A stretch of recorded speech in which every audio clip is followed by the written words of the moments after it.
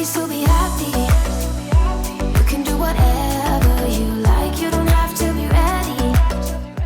Hey cuties, and welcome back to another CC haul. Today I once again have a bunch of cute new CC for both your male and your female Sims for you. As always, you can find links to everything in the description down below, and I'll also make sure to link you to a playlist full of my previous CC hauls if you are interested in those. But without further ado, let's get straight into this video today. I hope you are all doing well. I hope you had a great week. I hope you have some fun plans for the weekend. I, as always, will just be resting. I feel like I say that whenever I talk about my weekend, but hey, that's who I am, okay? I'm a big indoorsy person. I just love being at home. Also, the weather here has been a lot worse again, so it's just been raining and been very gloomy, which I personally love. I don't know if there's something wrong with me, but whenever it rains, I get really excited. I just love the rain. I think it's, I don't know, just so peaceful and cozy. I've also been doing a lot of knitting. I think I talked in Wednesday's video in the Built CC haul about how I have unraveled one of my previous knits. It's like a cute little ballerina top, and it has like a very long string that you can wrap around yourself, and it's very cute, but I wanted to reknit it because I didn't finish it the first time and it didn't look how I wanted it to, so I am doing that right now, which has been so much fun, and it's been like such a speedy knit. I'm kind of more of a slow knitter, which I don't know, there's like two different ways you can knit, and one of them is supposed to be a bit slower than the other, and I've taught myself the slower version. Apparently I didn't realize there were two versions when I taught myself. I just kind of watched some videos and they all seemed to have knit it the same way, and I was like, okay, I guess this is how you do it.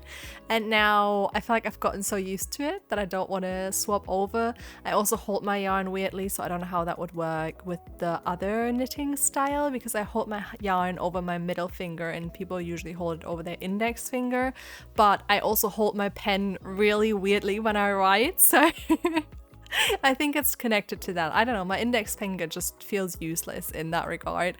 I always control things with my middle finger. It's so weird. I don't know. If you also hold your pen weird, let me know, because I can't be the only one doing it, okay? It feels weird to me to hold my pen like everyone else. I don't know. But that has been going on this week. This is like my first week with my new roommate, which I was very nervous about. It was kind of nice because he was supposed to move in beginning to mid of April, but like more like towards the beginning, and he didn't move in for quite a while. He was like off work on holiday, so he didn't move in, and when my boyfriend was here, I think he showed up twice to do something in the room, and that was it. And I was like, yay, because it just kind of gave me some peace and quiet whilst my boyfriend was here, and not someone move in and like it being very stressful and you have to like navigate everything whilst there's also a third person there. I don't know, it was just very nice that he moved in a bit later than I expected him to. I'm also a big loner, so there is that. And then I felt pretty bad because he had messaged me that he would move in that day, like sometime during the day he messaged me, but I am a terrible person to check my phone. I never check my phone. I don't know, the only thing I check is like Discord on my PC. Like I rarely look at my phone, and and that's why I didn't see it, and I had my headphones on and I was playing with a friend, and I actually did not hear my new roommate move in. Like I heard nothing, and then I looked at my phone at some point and saw him message, like the first message was like, I'm gonna move in, we're gonna be there in like a few hours, whatever. And then the second one was kind of like, hey, I hope we didn't interrupt you too much, you know, it's done now, I'll be back in a few hours and there's something for you in the kitchen. And I was like, huh? And then I messaged back and I was like, oh my god, I'm so sorry, because it seemed so rude not to come out of my room and be like, hey, but like I literally didn't hear them. And I thought it was really cute because we talked about it later on. And he was like, yeah, I thought you were doing uni or something. Like, I didn't want to interrupt. Like, I felt so bad for being loud. And I was like, oh my god, no. I just thought it was very sweet to be that considerate, I guess. Most people probably aren't. Most people would have been like, oh my god, why did she not come out of her room? You know, I moved in. Like, you could at least say hello. But that was kind of nice. And then they had bought some donuts, I think, because I don't know how it is in other countries, but here people often, like when they move, just ask their friends to help them, especially when you're younger and can't afford like a company to do your moving. And then it's usually the nice thing to have like some snacks and drinks there for people to afterwards, you know, just relax and have a bit of a snack and a drink with your friends after you've done the moving. So he had bought some donuts and then he left one for me in the kitchen, which was so cute. So that was very nice. We also, this is interesting because where I live, like I live in a big city, and everyone my age I know either doesn't eat meat or only eats meat like very occasionally at their parents or at restaurants, or I don't know, like super rarely, and like never really eats it at home and cooks it at home. And then like the first day after he moved in, I looked in the fridge and there were like some beef patties. And I can't describe, I mean, this will seem very silly for people who eat meat or maybe aren't as sensitive, but I saw it and I was like, no.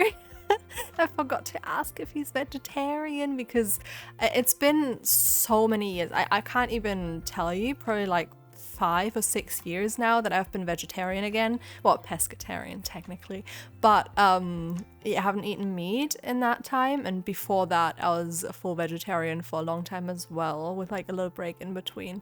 And I don't know, it was so interesting for me that I didn't ask that. And then we talked about it and he was like, oh yeah, do you eat meat? And I was like, no. And he didn't bring any like kitchenware because he asked if we shouldn't. I said, oh, we have everything here, like unless there's something you need, you know. I mean, my kitchen is fully stacked, fully, I don't know how you call it. So bringing more stuff, I wouldn't even know where we'd want to put it, so it's fine. But he was like very considerate and he's like, oh, I'm sorry, like I usually don't eat meat, but my parents still had this and I took it because they weren't gonna eat it. And then he asked me if he should buy a new pen for when he cooks meat, and I was like, no, you don't need to buy a new pen, as long as you like clean it thoroughly, I'll be fine. And then I totally underestimated. I feel like all of this seems so sensitive to people who eat meat and are just very used to it, and they're like, oh my god, don't make such a fuss. But it was so bad because he fried the patties, and for the whole night I felt so nauseous because the smell kind of like went through the whole apartment. And I was like, oh no. But yeah, luckily no meat after that. Okay, so hopefully it's just like a rare occasion. I mean, I obviously can't, you know, obviously I don't mind, like it's his choice and whatever, but I feel like when you haven't consumed meat in so long, it really just the look and smell of it makes me feel so sick. It's very bizarre. I know that when people haven't eaten meat in a while, if I were to eat it now, I'd probably feel very sick after, just because I think something in like your stomach acid or bacteria, I don't know, something changes, so you're not good at processing meat anymore, like taking it apart and your body like splitting up into different things. I think it's harder after you haven't eaten meat in a long while, so a lot of people throw up when they eat meat after not having eaten meat in forever. So that's a bit of an interesting information. I remember my dad was a vegetarian all his life almost, and well, all of his adult life I should say, and I remember he once accidentally ate like the tiniest bit of meat and was just like super sick the whole night after, and I felt so bad for him. So yeah, hopefully not that much meat. I don't know, let me know if you also are a pescatarian or vegetarian or vegan, and if you've experienced living with people who eat meat, because it was like such a surprise, which is so silly, but it was so surprising to me because no one my age that I know eats meat, and I was like, huh, what? I didn't even, you know, thought of like asking. But I mean, I thought it was very sweet that he asked. So it seems like he's very considerate. I think it's like so scary because you get a new roomie, you don't know them. So, I mean, everything could happen. But so far, I think everything went well, which relieves me a little bit. He's also very considerate of like my private space, which not all roommates have been. Like a lot of them just came into my room and talked to me and I was like, I want to be alone. So there's that. But anyways, with that said, the video is coming to an end real soon here. I hope you enjoyed it. And if you did, please don't forget to leave a like, comment, and subscribe if you have not already. And I will see you all next time. Bye!